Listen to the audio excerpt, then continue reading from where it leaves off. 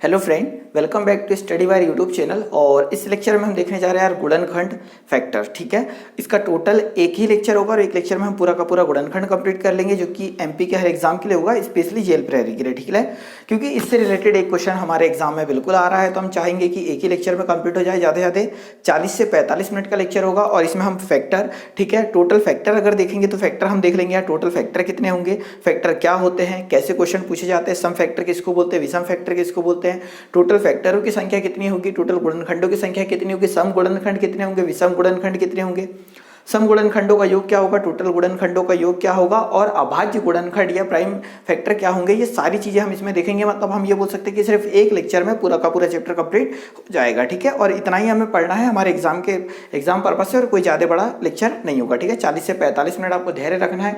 पूरा अगर यहाँ तक देख लोगे तो हम ये बोल सकते हैं कि पहले भी पढ़ रखा होगा तो अच्छे से रिविजन हो जाएगा, और नहीं पढ़ रखा होगा तो आप ये सारी चीजें समझ जाओगे। ठीक है, तो हम गुणनखंड पढ़ रहे हैं, जैसा कि आपने थंबनेल देख लिया होगा। तो सबसे पहले हम ये देखते हैं कि गुणनखंड बोलते किसको है। तो मैं एक छोटी सी एक संख्या लो यार, मैंने ले लिया 6। ठीक है, 6 ले लिया। अब अगर मैं यहाँ से आपसे कुछ चीजें पूछूं तो आप थोड़ा सा माइंड में रिवीजन करना तो ज्यादा बेटर होगा। ये 6 है। अगर मैं बोल दूं यार 6 को हम किन किन संख्याओं से विभाजित कर सकते हैं, तो हम 6 को विभाजित कर सकते हैं किससे, 1 से विभाजित कर सकते हैं। मतलब 6 को डिवाइड कर सकते हैं किससे, 1 से। क्या इस 6 को 2 से डिवाइड किया जा सकता है, तो बिल्कुल किया जा सकता है। क्या इस 6 को 3 से डिवाइड किया जा सकता है, तो बिल्कुल डिवाइड किया जा सकता है। क्या इस 6 को 6 से डिवाइड किया जा सकता है, तो बिल्कुल किया जा सकता है। मतलब इस 6 को 1, 2, 3 और 6 से डिवाइड किया जा सकता है। तो मैं ये बोल सकता हूं कि इस संख्या को जिन जिन संख्याओं से डिवाइड किया जा सकता है या भाग दिया जा सकता है इस मेन नंबर को, तो ये जिन संख्याओं से इस 6 को भाग दिया जा सकता था, इन सभी संख्याओं को कहते हैं गुणनखंड या फैक्टर। क्या है, चीजें समझ पाए आप? ये सभी कहलाएंगे फैक्टर, किसके, वो भी 6 के। क्लियर हो पा रहा है? एक और एग्जांपल अगर हम लेते हैं, जैसे ये 12 हुआ, थोड़ा सा हम डिटेल यहाँ समझते हैं, फिर उसके बाद करना कैसे उन चीजों को हम नोटिस करते हैं।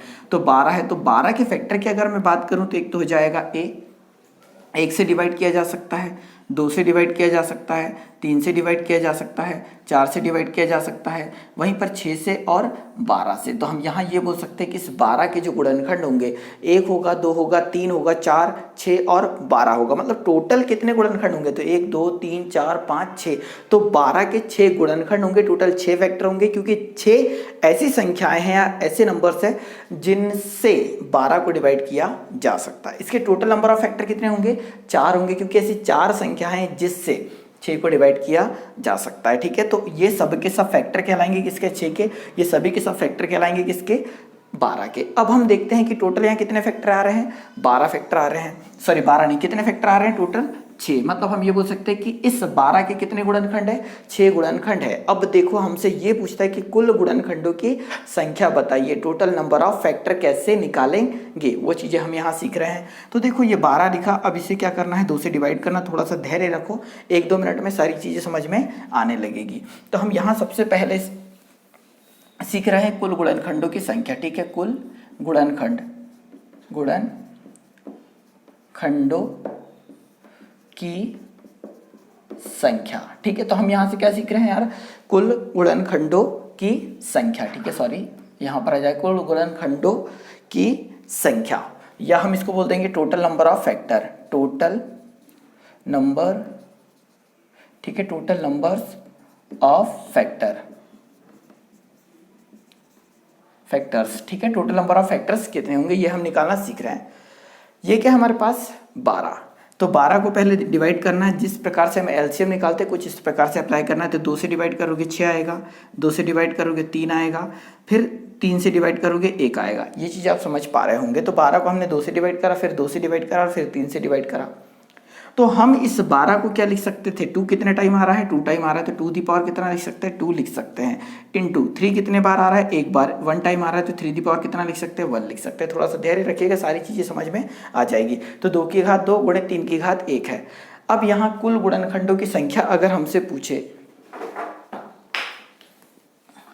कुल गुणनखंडों की संख्या या टोटल नंबर ऑफ फैक्टर अगर हमसे पूछे, तो हम ये बोल सकते हैं कि 12 को जब हमने सॉल्व करा तो कितना आया, 12 को जब हमने सॉल्व करा तो आया, तो 2 की घात 2 गुणा 3 की घात 1 आया। ये चीज़ समझ पा रहे हैं। अब हम करते क्या है, ये जो पावर आई है, इस पावर में जब टोटल गुणनखंडों की संख्या निकालते तो 2 में 1 जोड़ेंगे तो कितना आएगा 3, और 1 में 1 जोड़ेंगे तो कितना आएगा 2, तो आ कितना गया 6। तो ये जो 6 आया है, ये 6 ये रिप्रेजेंट करता है कि इस 12 के टोटल गुणनखंड कितने थे, 6 थे। ये चीज़ समझ पा रहे हैं आप, बिल्कुल सही। ठीक है, अब देखो यदि मैं आपसे बोल देता कि यार 36 के, ठीक है 36, हम यहाँ बोल सकते हैं कि 36 के टोटल गुणनखंड कितने होंगे।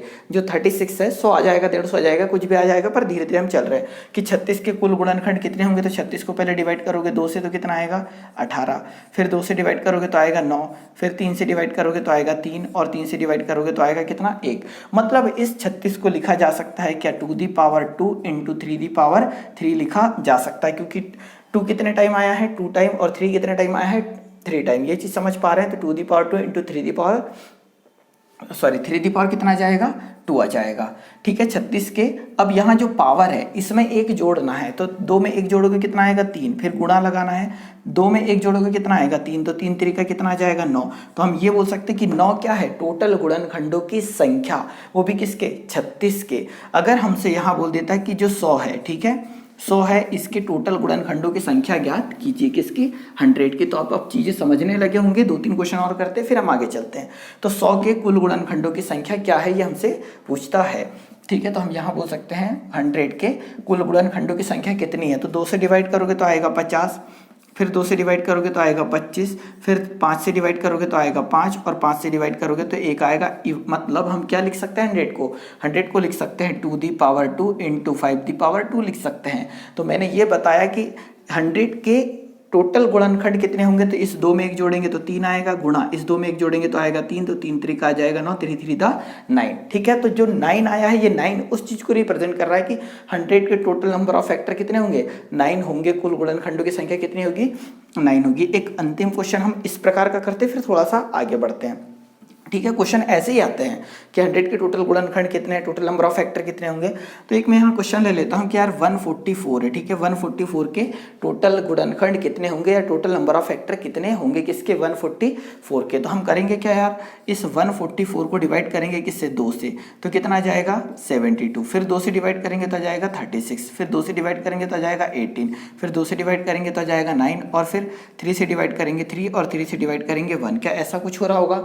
मतलब हम इस 144 को लिख सकते हैं क्या, 2 कितने टाइम्स आ रहा है, तो 2 आ रहा है 1 2 3 4 टाइम, 2 कितने टाइम आ रहा है 4 टाइम, मतलब 4 बार आ रहा है 2, तो हम 2 की घात कितना लिख सकते हैं 4 गुणा 3 कितने बार आ रहा है यार, तो 3 आ रहा है 2 बार, तो हम यहाँ लिख सकते हैं 3 की घात कितना 2 लिख सकते हैं। तो मैंने ये बोला कि जो घातें हैं कुल गुणनखंडों की जब संख्या निकालते हैं तो घात यहाँ कितनी है 4, पावर कितनी है 4, तो 4 में 1 जोड़ेंगे कितना जाएगा 5 मल्टीप्लाई बाय 2 में 1 जोड़ेंगे 1 प्लस करेंगे तो कितना आ जाएगा 3 आ जाएगा, तो 5 इंटू 3 5 3 दा 15, मतलब टोटल आ गया 15। तो 15 टोटल ऐसी संख्याएं होगी जो कि 144 को डिवाइड कर पा रही होगी, वो भी 144 से छोटी। समझ पा रहे हैं यहाँ। तो हम ये बोल सकते हैं कि 15 गुणनखंड होंगे किसके 144 के 144 के टोटल नंबर ऑफ फैक्टर कितने होंगे, तो 15। यहाँ तक आप चीजें समझ पाए।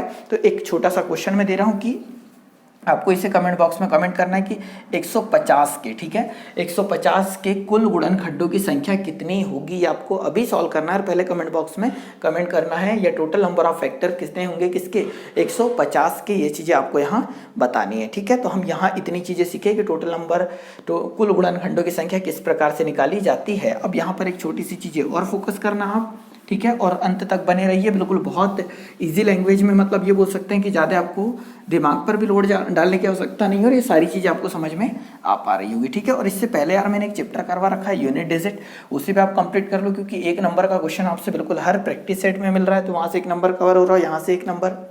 कल हम क्वाड्रेटिक इक्वेशन देख लेंगे, फिर निर्देशांक ज्यामिति देख लेंगे, मतलब एक एक 2 दिन में हम चैप्टर करते चलेंगे। तो हम ये बोल सकते हैं 41 दिन में समथिंग हम पूरी चीज़ें कंप्लीट करा देंगे, फिर उसके बाद प्रैक्टिस सेट। तो 150 के टोटल गुणनखंडों की संख्या जो भी आई हो आप कमेंट बॉक्स में कमेंट कर सकते हैं। अब हम यहाँ देखते हैं यार कि देखो, इसको मिटा देता हूँ, है ना। अब यहाँ हम निकाल रहे हैं पहले ये चीज देखो, सम गुणनखंडों की यहाँ संख्या लिख देता हूं मैं, सम गुणनखंडों की संख्या, ठीक है।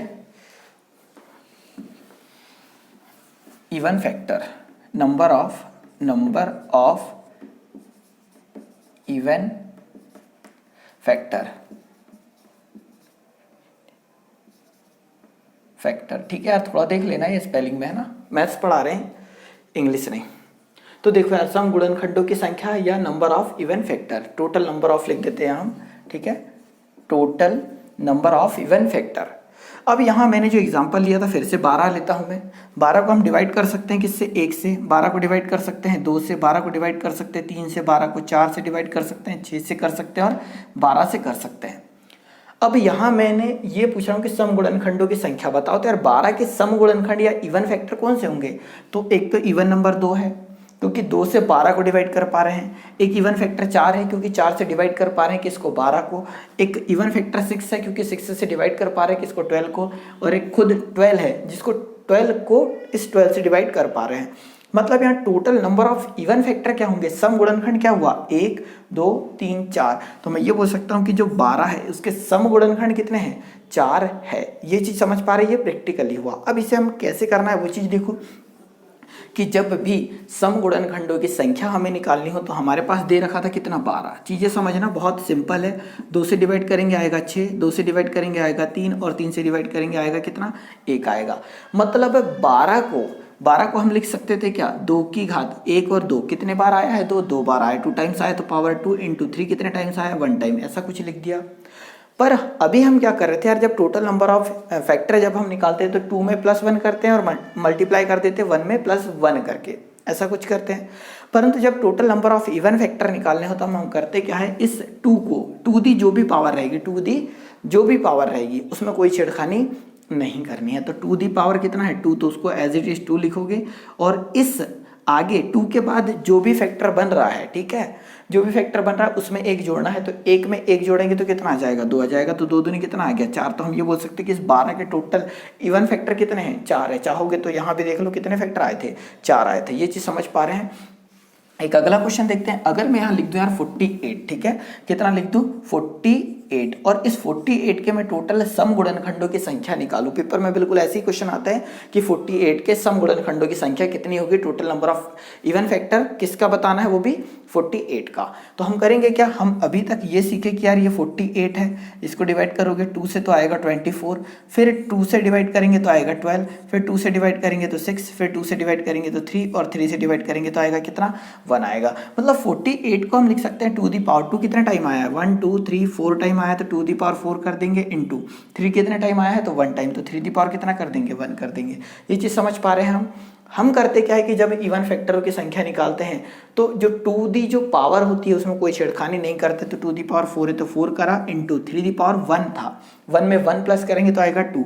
तो हम ये बोल सकते हैं कि 4 इंटू 2 कितना जाएगा, 8 आ जाएगा। तो ये 8 जो है वो 8 ये रिप्रेजेंट कर रहा है कि 48 के total number of even factor कितने होंगे, 8 होंगे। किसके, 48 के कुल सम गुणनखंडों की संख्या कितनी होगी, 8 होगी। ठीक है, ये चीज़ समझ पा रहे हैं। एक और अगर हमें क्वेश्चन देख लेता, मैं आपसे बोल दूं कि 108 है, इसके टोटल इवन फैक्टर कितने होंगे, 108 के। तो यार बहुत सिंपल हो गया है कि 108 के टोटल इवन फैक्टर पूछे तो हम 108 को 2 से डिवाइड करेंगे तो 56 आएगा, 2 से डिवाइड करेंगे तो 28 आ जाएगा, 2 से डिवाइड करेंगे तो 14 आ जाएगा, 2 से डिवाइड करेंगे तो 7 और 7 से डिवाइड करेंगे तो 1। मतलब 48 को हम लिख सकते हैं क्या, तो 2 the power 1 2 3 4, 2 the power 4 into हम कितना कर सकते हैं, 7 कर सकते हैं। बिल्कुल इस प्रकार से किया जा सकता है। तो जब इवन फैक्टर निकाल रहे हैं तो 4 का 4 रहेगा, इंटू 7 दी पावर कुछ नहीं मतलब कितना है 1, तो 1 में 1 जोड़ेंगे तो कितना आएगा 2, तो 4 इंटू 2 कितना जाएगा, 8 आ जाएगा। तो हम ये बोल सकते हैं कि 108 के टोटल इवन फैक्टर कितने हो जाएंगे, 8 हो जाएंगे। मतलब यहाँ तक आप चीज़ें समझ चुके होंगे। तो मैं यहाँ से एक छोटा सा क्वेश्चन दे देता हूँ कि 86 है, इसके टोटल इवन फैक्टर कितने होंगे, ये आपको कमेंट बॉक्स में कमेंट करना है कि 86 के सम गुणनखंडों की संख्या कितनी होगी। अब हम चलते हैं विषम गुणनखंडों की संख्या की ओर। ठीक है, और यार एक छोटा सा चैप्टर है, परंतु क्या होता है कि मैक्सिमम स्टूडेंट इन चीज़ों को नहीं पढ़ते हैं, और ये एक ही चैप्टर होगा, मतलब ज़्यादा से ज़्यादा 50 मिनट आपको समय देना है। आप बहुत अच्छी चीज़ सीख चुके होंगे। इसका क्या पूछा, total number of even factor sum गुणनखंडों की संख्या बताओ, किसका 86 का, वो आपको कमेंट बॉक्स में कमेंट करना है। अब हम देख रहे हैं यार, ठीक है, ऑड विषम, तो विषम गुणनखंडों की संख्या या total number of odd factor इस ये हमें बताना है। कहने का ये मतलब कि ये हमारे पास 12 था, 12 को हम डिवाइड कर सकते थे 1 से, 2 से, 3 से, 4 से, 6 से और 12 से कर सकते थे क्या? तो 12 को हम डिवाइड कर सकते थे किससे? 1 से, 2 से, 3 से, 12 से, 6 से और सॉरी हाँ 6 से और किससे? 12 से, और एक और किससे डिवाइड कर सकते थे? 4 से। ऐसा कुछ कर सकते थे 1 2 3 4 6 और 12। ये ऐसे के सारे ये फैक्टर हैं जिससे डिवाइड किया जा सकता है किसको? 12 को। पर अब हम पढ़ रहे हैं क्या? विषम गुणनखंडों की संख्या। तो यार इनमें विषम क्या है? 1 है और कितना है? 3। आपको पता ही विषम संख्या किसको बोलते हैं? जो 2 से डिवाइड ना हो। तो 1 और 3, तो हम ये बोल सकते हैं कि इस 12 के विषम गुणनखंड कितने आए? तो 2 आए। ये चीज़ समझ पा रहे?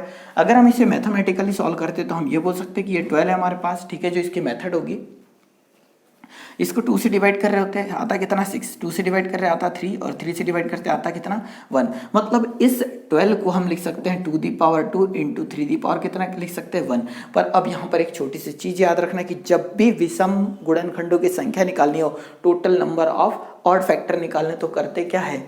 ये जो सम संख्या थी, ये जो इवन नंबर है, इसको हमको काउंट नहीं करना है, मतलब उसको लेना ही नहीं है। जब विषम गुणनखंडों की संख्या निकालते हैं तब तो हमारे पास कितना है? 3 है। तो 3 दी पावर 1 है, तो 1 में 1 जोड़ना है पर, ठीक है। 1 में 1 जोड़ोगे तो कितना आ जाएगा? 2 आ जाएगा। तो टोटल विषम गुणनखंडों की संख्या 12 के कितने हो जाएंगे? तो कितने हो जाएंगे यार? हमारे पास आ गया है 2, ठीक है। यहाँ तक क्लियर है? अब थोड़ा सा एक क्वेश्चन और लेते हैं। अगर आप चीज़ें समझने में थोड़ा सक्षम नहीं हुए हो तो एक और क्वेश्चन ले लेते हैं। यदि मैं आपसे यहाँ पूछ लूँ यार 162 के टोटल ऑड फैक्टर कितने होंगे? 162 के टोटल ऑड फैक्टर कितने होंगे? तो करना क्या है? हम जितना सीखे कि 162 लिखा, 2 से डिवाइड करेंगे तो 81, 3 से डिवाइड करेंगे तो 27, 3 से डिवाइड करेंगे तो आएगा 9, 3 से डिवाइड करेंगे तो आएगा कितना? 3, और 3 से डिवाइड करेंगे तो आएगा कितना?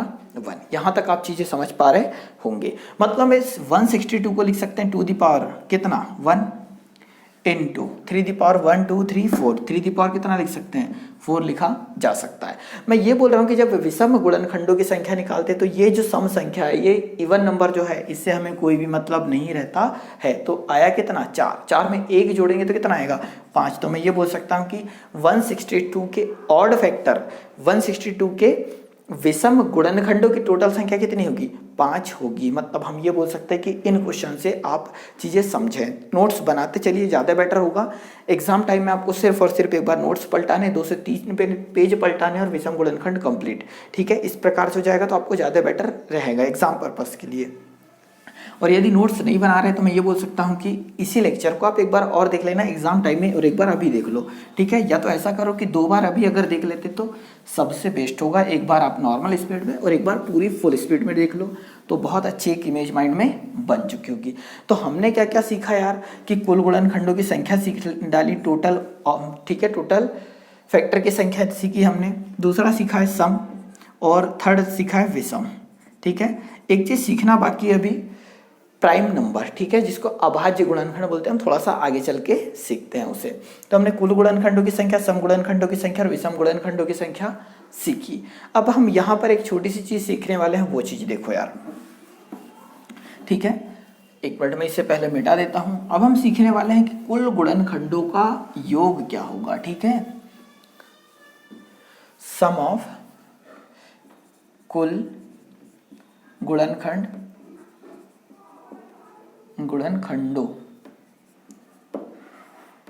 का योग, ठीक है। Sum of total number of factor, ठीक है। थोड़ा सा इंग्लिश देख लेना यार भाई, इंग्लिश और हिंदी है ना।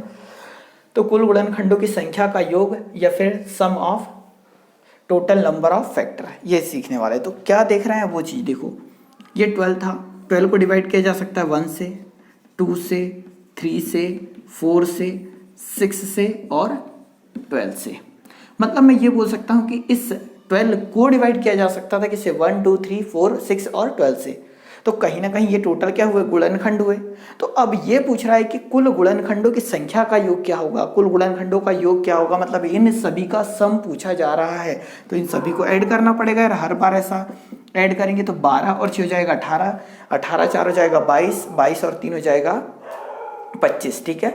22 3 25 हो जाएगा, 25 2 जाएगा 27 और कितना 28 28। तो 28 क्या जाएगा, कुल गुणनखंडों की संख्या का योग। अब आगे देखो यार कि कुल गुणनखंडों की संख्या का योग आया 28, परंतु हमें मैथमेटिक्स करना है, एग्जाम में यही पूछा जाता है। तो अब हम कैसे करेंगे वो चीज़ देखो। तो हमें क्या करना है, ये हमारे पास 12 दे रखा था, 12 को हम फिर से सेम मेथड 2 से डिवाइड करेंगे 6, 2 से डिवाइड करेंगे 3 और 3 से डिवाइड करेंगे आएगा 1। मतलब इस 12 को मैं लिख क्या सकता हूँ, तो 2 the power 2 into 3 the power कितना लिखा जा सकता है, 1 लिखा जा सकता है। अब छोटी सी चीज़ में फोकस करना, जब इसे निकाला जाता है मतलब गुणनखंडों का योग निकाला जाता है, तो जब भी योग की बात होती है, ठीक है, योग की बात होती तो करना ऐसा कुछ होता है कि 2 दी पावर कितना है हमारे पास 2, हम कुल गुणनखंडों की संख्या का योग की बात कर रहे हैं, मतलब सारे के सारे सम विषम से मतलब नहीं है। तो जब हम योग करते तो 2 दी पावर 2 है, तो करना क्या है वो चीज़ देखो। 2 दी पावर 2 है तो हम इसको स्टार्ट करते 2 the power 0 plus 2 the power 1 plus 2 the power 2। यहाँ तक चीज़ें समझ पा रहे हैं क्या? हमने क्या करा है, 2 दी पावर 2 था तो इसको स्टार्ट किया 2 दी पावर 0 से प्लस 2 दी पावर 1 से 2 दी पावर 2 तक। यहाँ तक चीज़ें आप समझ पा रहे होंगे। अब आगे क्या करना है वो देखो, ये 28 है ना, यहाँ मल्टीप्लाई का सिंबल लगाओगे। 3 दी पावर कितना है 1 और 3 दी पावर है 1 है तो हम 3 दी पावर पहले 0 करेंगे प्लस 3 दी पावर कितना करेंगे 1 करेंगे। ये चीज़ आप समझ पा रहे होंगे कि मैं कर क्या रहा हूँ। 3 दी पावर 1 है तो 1 तक जाना है, कहाँ से, 0 से और प्लस करते हुए।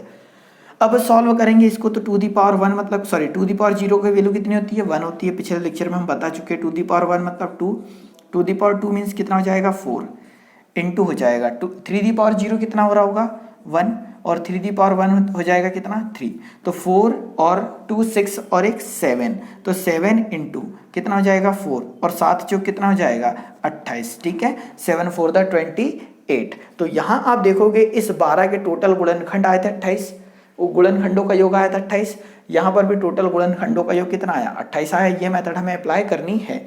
एक दो क्वेश्चन और देखते हैं। अब कुछ लोगों का या कुछ स्टूडेंटों को इस प्रकार से लग रहा होगा कि सर कहीं ना कहीं ये बड़ी मेथड हो रही है, तो यार बड़ी मेथड नहीं है, ये है कि हमारे मन का वहम है, हम पहली बार कर रहे हैं तो हो सकता है आपको चीज़ें प्रॉब्लम हो रही हो समझने में, ठीक है।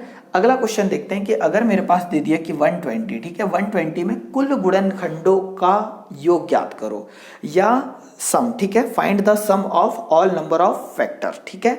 तो यार किसी संख्या के कुल गुणनखंडों का योग बोला और वो संख्या क्या है हमारे पास 120 है।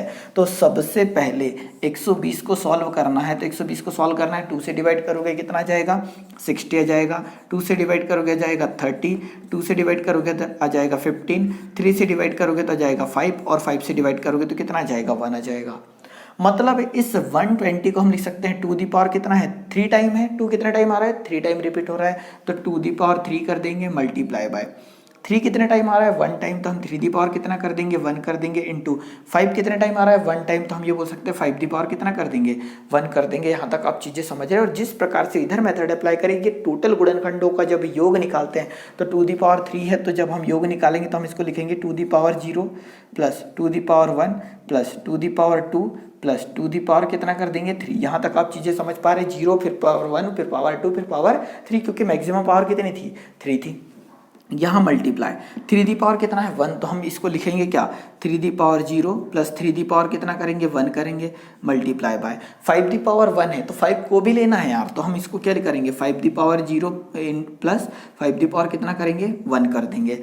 अब इसे जब आप सॉल्व कर रहे होंगे तो 2 दी पावर 0 कितना आएगा 1, 2 दी पावर 1 आ जाएगा 2 प्लस 4 और प्लस कितना आ जाएगा 8, 2 दी पावर 3 की वैल्यू 8, 2 दी पावर 2 की वैल्यू 4, 2 दी पावर 1 की वैल्यू 1।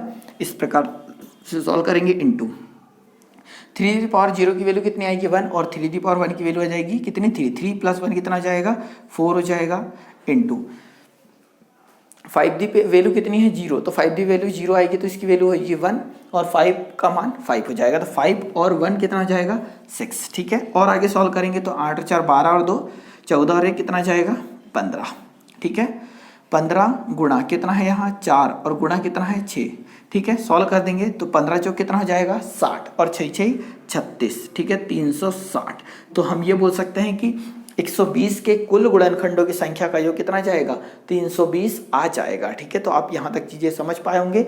इस मेथड से हमें कुल गुणनखंडों की संख्या का योग निकालना है। तो एक छोटा सा क्वेश्चन मैं आपको दे देता हूं कि अगर हमारे पास होता, ठीक है, 240, ठीक है, 240 होता, थोड़ा सा समय लगेगा पर आप ट्राई जरूर कीजिएगा। इस 240 के कुल गुणनखंडों की संख्या का योग निकालना है आपको। 240 का क्या निकालना है, कुल गुणनखंडों की संख्या का योग, या हम ये बोल सकते हैं find the sum of all number of factors, ठीक है, इन दिस नंबर, मतलब 140। ये चीज आप समझ पा रहे होंगे। ठीक है, तो ये पहला क्वेश्चन है, दूसरा 2 मैंने बताया, तीसरा आपको 240 का आपको खुद को सॉल्व करना है।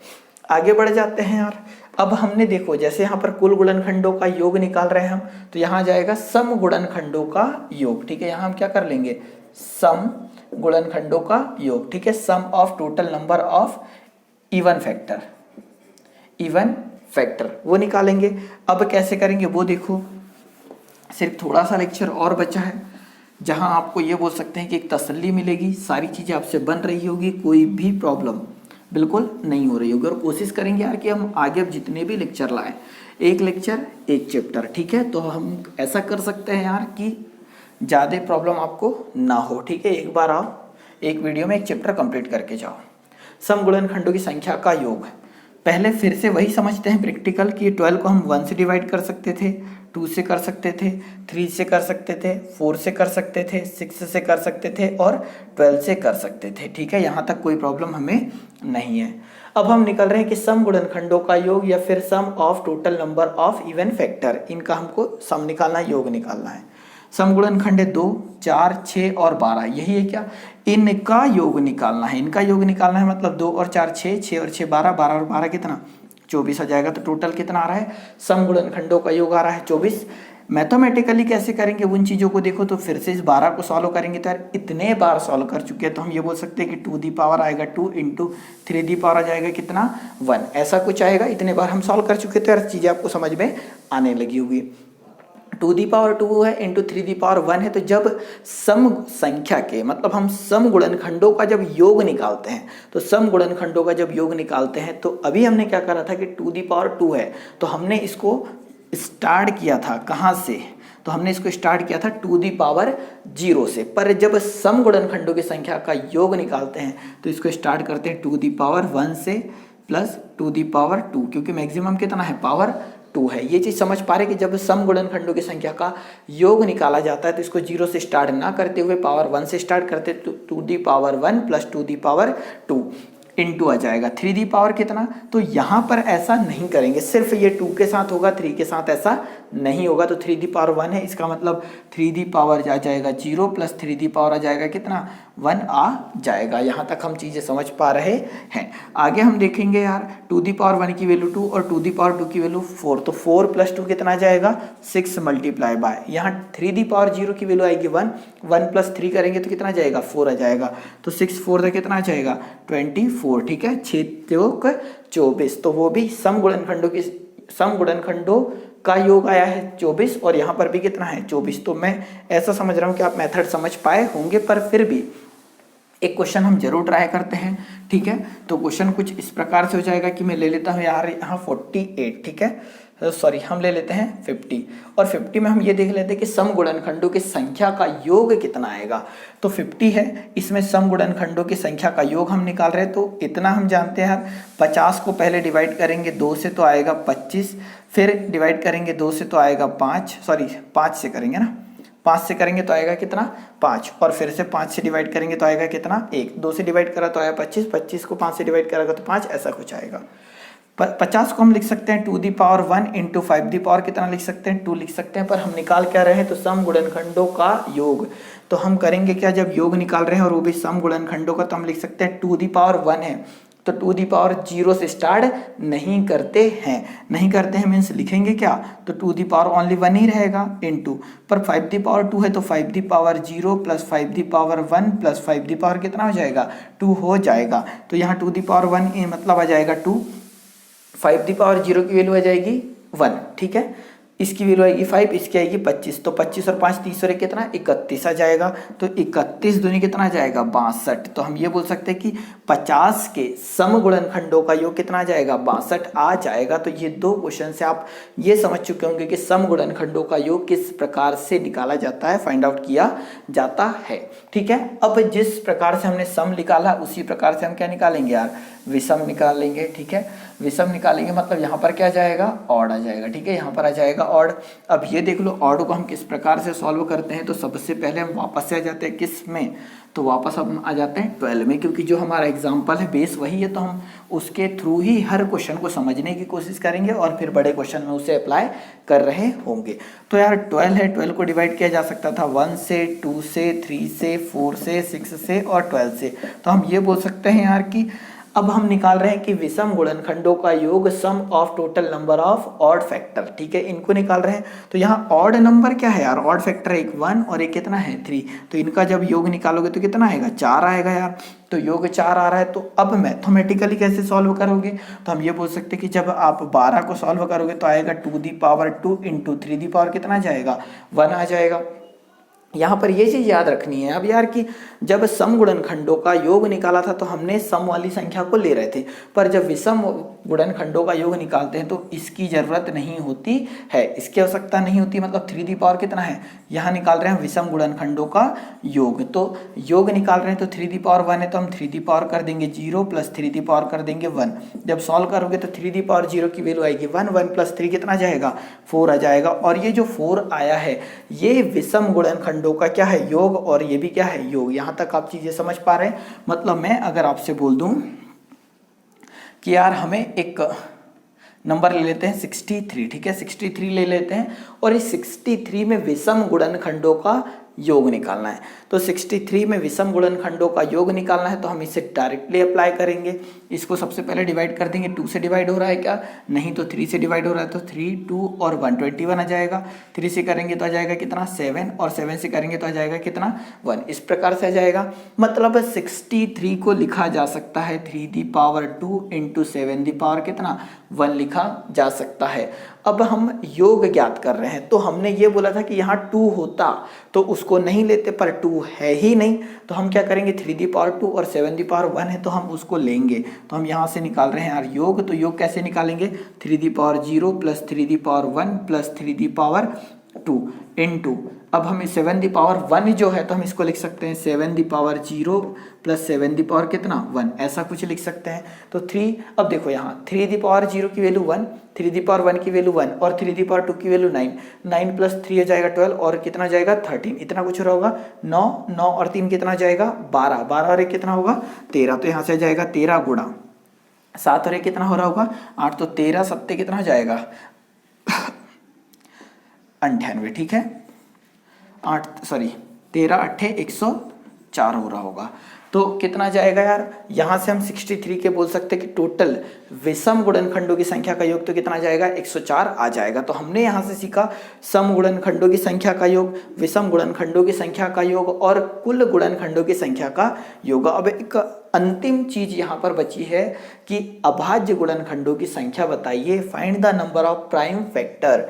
ठीक है, अब देखो यार एक अंतिम चीज जिससे पेपर में क्वेश्चन कई बार बने हैं, अगर आप व्यापम की तैयारी कर रहे हैं तो स्पेशली आपको व्यापम में इस प्रकार के क्वेश्चन मिले होंगे और व्यापम में अक्सर करके इस प्रकार के क्वेश्चन देखने को मिलते हैं। क्या मिलते हैं वो देखो। अब हम यहाँ ये बोल सकते हैं कि अभाज्य गुणनखंडों की संख्या बताइए। ठीक है, तो ऐसा कुछ है अभाज्य गुणनखंडों की संख्या, या हम इसको बोल देंगे total number of prime factor. ठीक है, total number of prime factor क्या होता है वो चीज देखो यार। इसमें मैक्सिमम जो क्वेश्चन पूछे जाते हैं वो इस प्रकार से पूछे जाते हैं। देखो यहाँ 2 the power 3 into 3 the power 2 into 7 the power 1 into 5 the power 2 है। जिस प्रकार के क्वेश्चन अभी तक पूछे गए हम उन्हीं पे फोकस करते हैं और यहाँ से ऐसे ही क्वेश्चन मिलेंगे आपको पेपर में देखने को या प्रैक्टिस सेट में। एक ये क्वेश्चन दे रखा है 2 the power 3, 3 the power 1, 7 the power 1, 5 the power कितना 2, और आपसे पूछ लिया कि अभाज्य गुणनखंडों की संख्या बताओ या फिर total number of prime factor बताओ, तो क्या करना है वो देखो। तो जब भी ऐसा पूछते हैं तो यहाँ पर ये देखना है कि ये जो आधार है, ठीक है, ये जो आधार इसमें दिए हैं सब के सब, ठीक है, जैसे 2, 3, 7 और 5, क्या ये अभाज्य संख्याएं हैं? तो 2, 3, 7 और 5 ये सब के सब क्या है? अभाज्य संख्याएं हैं। तो जब अभाज्य संख्या होती है तो जो पावर होती है उनको आपस में जोड़ देते हैं, मतलब ये 3 प्लस 2 प्लस 1 प्लस 5 दी पावर 2, तो यहाँ 2 जब जोड़ेंगे तो 2 और 2 4, 4 और 3 7, और ये कितना आ जाएगा 8। तो हम ये बोल सकते हैं कि टोटल अभाज्य गुणनखंड कितने आ जाएंगे 8। या तो देखो 3 और 2 5 और 1 6, 6 और 2 8, 8 अभाज्य गुणनखंड होंगे। सिर्फ इतना ही करना है।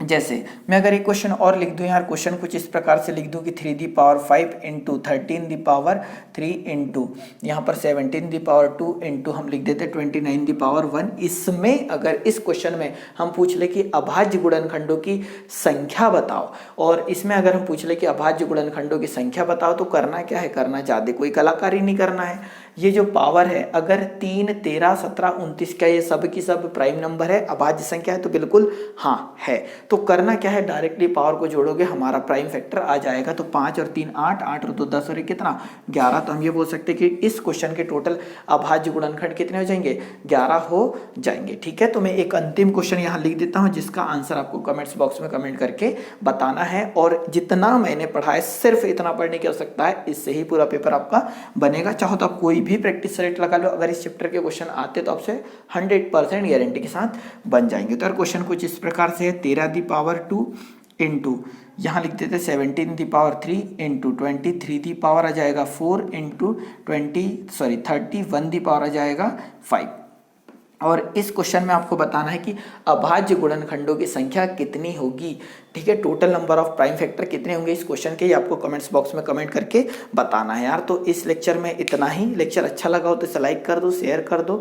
फर्स्ट टाइम चैनल पे अगर आए तो चैनल सब्सक्राइब कर दीजिए। अगले लेक्चर में फिर मुलाकात होगी। अगर कुछ प्रॉब्लम हो तो आप कमेंट्स बॉक्स में कमेंट कर सकते हैं। ठीक है, और इस प्रकार के क्वेश्चन के लिए एक चीज़ और मैं बता दूँ, अपना एक ग्रुप है जो कि टेलीग्राम और फेसबुक दोनों पर है, स्टडी वायर के नाम से। ठीक है, स्टडी वायर के नाम से, जिसको आप ज्वाइन कर सकते हैं। यहाँ पर आपको क्वेश्चन, लेक्चर सीरीज की सारी चीज़ें, नोट्स वगैरह आपको मिलते रहेंगे। ठीक है, जो कि स्टडी मटेरियल होगा, ये आप ज्वाइन कर सकते हैं। यार इस लेक्चर में इतना ही, अगले लेक्चर में मुलाकात होगी। जब तक के लिए जय हिंद, जय भारत।